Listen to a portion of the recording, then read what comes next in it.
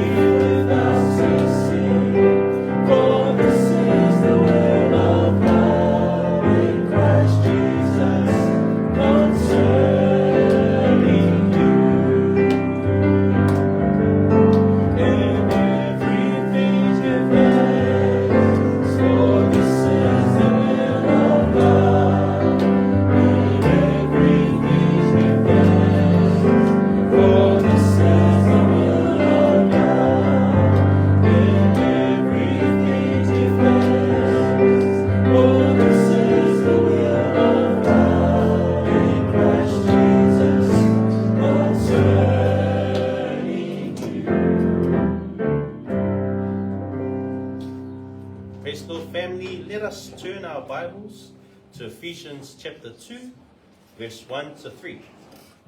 Ephesians chapter 2, verse 1 to 3. Mana e pe asu mailo tu se wha mombole. Ia Efeso bua, I non whai uku mua, se I o le tobu. As you're turning to Ephesians 2, verse 1 to 3, let's briefly review our previous chapter. Chapter 1. Paul, a chosen apostle of God, is writing this letter to a group of believers in the city of Ephesus. In verses 3 to 14, Paul opens with a blessing to God, the source of all spiritual blessings. He highlights the transformative power of being in Christ, emphasizing that God, in His infinite grace, chose believers in Him, predestined believers to be adopted as God's children by Jesus Christ and accepted in the beloved. Believers are redeemed through Christ's blood, forgiven of their sins, and united with all things in Christ. They are new creations, heirs of God's promises, and sealed by the Holy Spirit.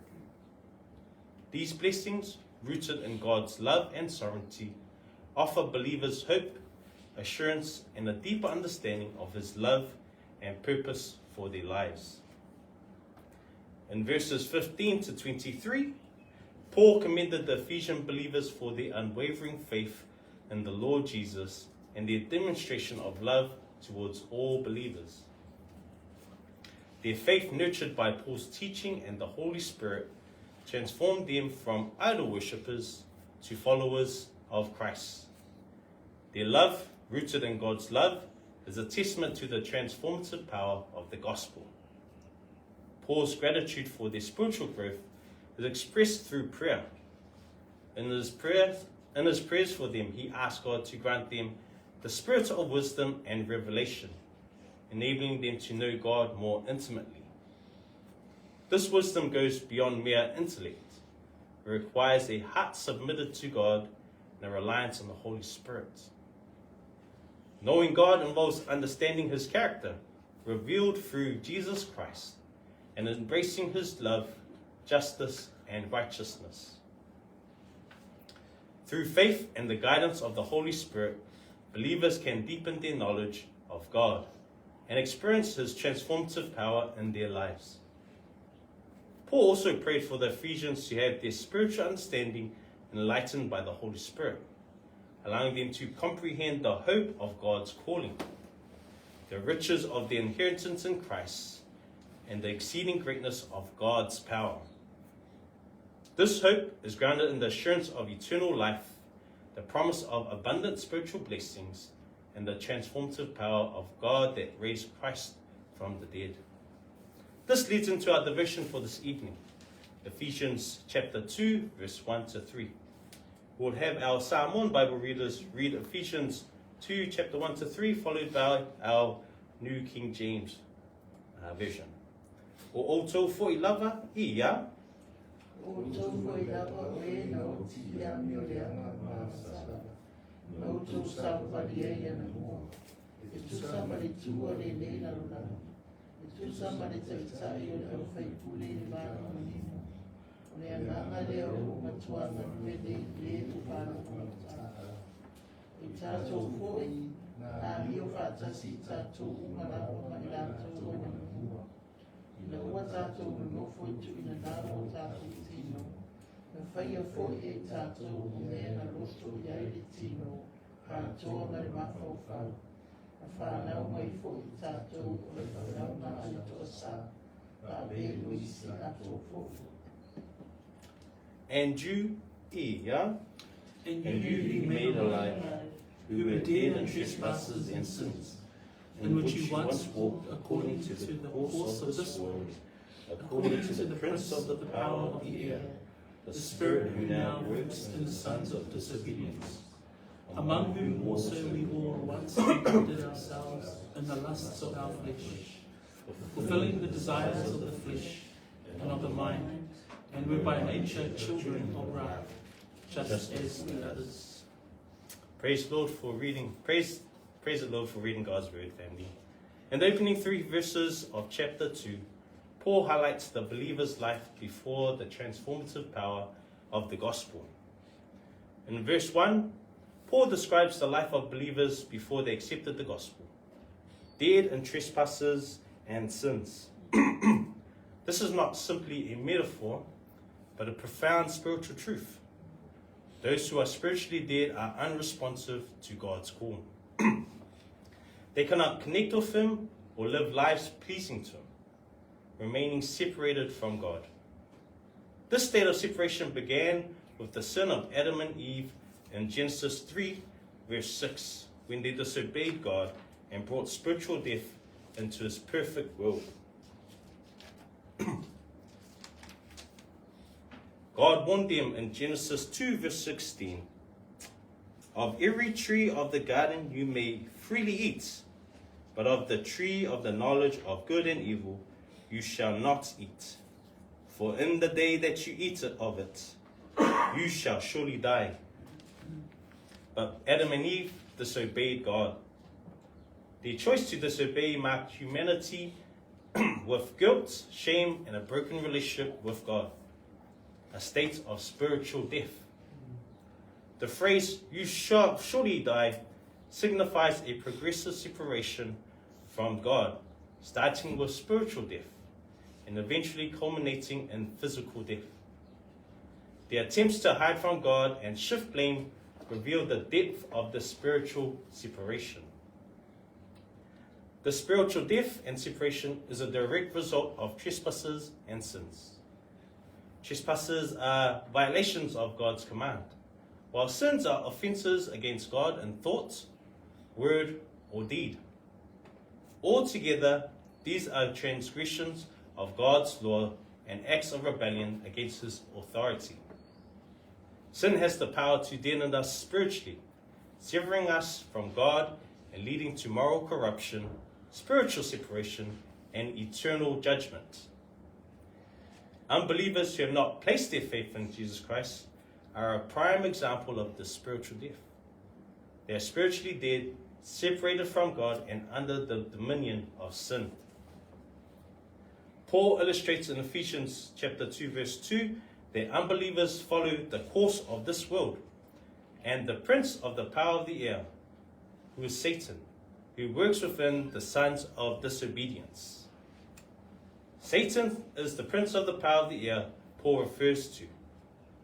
Satan influences the hearts and minds of unbelievers, blinding them to the truth of God's word and leading them astray through deception and temptation.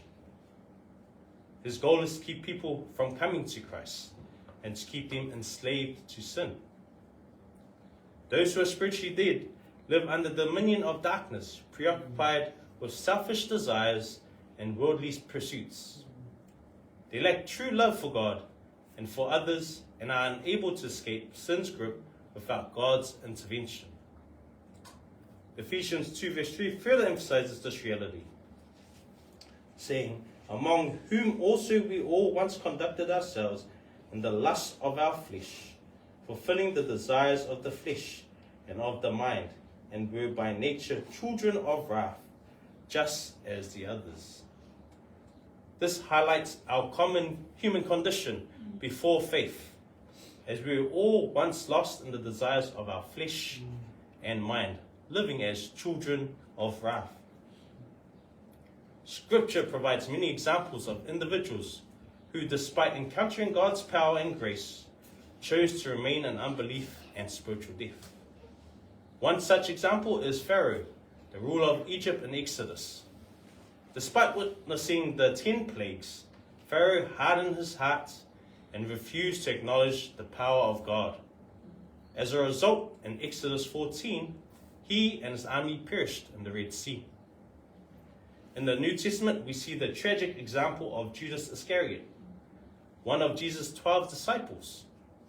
Judas, driven by greed and ambition, betrayed Jesus for 30 pieces of silver in Matthew 26. Then when he hears that Jesus has been condemned, in Matthew 27, verse 3 to 10, he takes the 30 pieces of silver back to the leaders who paid them to betray Jesus. He admits that Jesus is innocent, but they don't care. Jesus' enemies are certainly not going to admit that they've bribed anyone. Judas helplessly throws the money down, and his ultimate fate was suicide, a consequence of his sinful choices. Both examples illustrate the destructive power of unbelief and the eternal consequences of rejecting God's grace. Today, we see ample evidence of spiritual death in a world focused on self-centered pursuits, often to the neglect of moral and spiritual truths.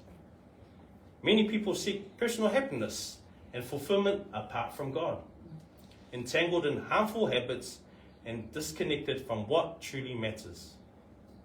These patterns reveal a world spiritually lost and in need of salvation. As Jesus warned in John 3:18, he who believes in him is not condemned, but he who does not believe is condemned already, because he has not believed in the name of the only begotten Son of God. Those who reject God's gift of salvation face eternal judgment and separation from him. Yet, the good news is that God offers salvation to all who believe in Jesus Christ. Paul himself is a powerful example of this transforming grace. As Acts 9, verse 1 to 6 vividly illustrates, Saul, as he was known then, was breathing threats and murder against the disciples of the Lord. He was so consumed by hatred for Christians that he sought permission to arrest and persecute them. However, on his way to Damascus, he encountered the risen Jesus in a blinding light.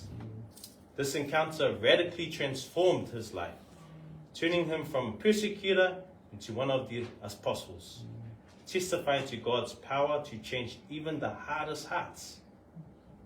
Paul could encourage the Ephesians in their faith because he deeply understood his own journey from spiritual death to new life in Christ. Another powerful example of an individual who was spiritually dead but brought to life by God's grace, is the thief on the cross, who in his final moments rebuked the other criminal, saying in Luke 23, verse 40 to 41, saying, "Do you not even fear God, seeing you under the same condemnation? And we indeed justly, for we receive the due reward of our deeds. But this man has done nothing wrong." Then he said to Jesus, "Lord, remember me when you come into your kingdom." And Jesus said to him, "Assuredly, I say to you, today you will be with me in paradise." This man's transformation demonstrates that God's grace can redeem even the most hopeless soul. Through Jesus' death and resurrection, he conquered sin and death, offering eternal life to those who repent and trust in him. As Ephesians 2:5 states, God made us alive with Christ. Through faith in Christ, we are spiritually resurrected, delivered from the power of sin and darkness. We are no longer dead in trespasses and sins, but are now seated with Christ in the heavenly places, as mentioned in Ephesians 2, verses 5 and 6. This transformation is a gift of God's grace, not something we can earn. By the Holy Spirit's power, we are empowered to live lives that honor God. Praise the Lord. Just like the believers in Ephesus, we can take encouragement from knowing we are no longer spiritually dead, but alive in Christ. We were once separated from God and enslaved by sin, but we are now delivered from darkness through faith in Jesus Christ. By understanding our former state of spiritual death and the transformative power of the gospel, we can more fully appreciate the gift of salvation. Let us continue to cherish this life in Christ and live it to the fullest, sharing the hope of the gospel with others. I'll close our devotion in prayer, and we'll have the brothers play another song before moving into the next part of our evening. Let us pray. Father of glory, we honor you today. We thank you. Thank you for your word that continues to nourish us, Lord, nourish our spirit, to live lives that are honoring to you. Lord, we thank you for pulling us out of this separation from you, the spiritual death, Lord, and continue to work in us. Lord, we love you, and we only wish to honor you always and serve you. And we give you all the glory again, our Lord, our King. We ask this in your mighty name, our Lord and Savior, Jesus Christ. We all say, Amen. Amen.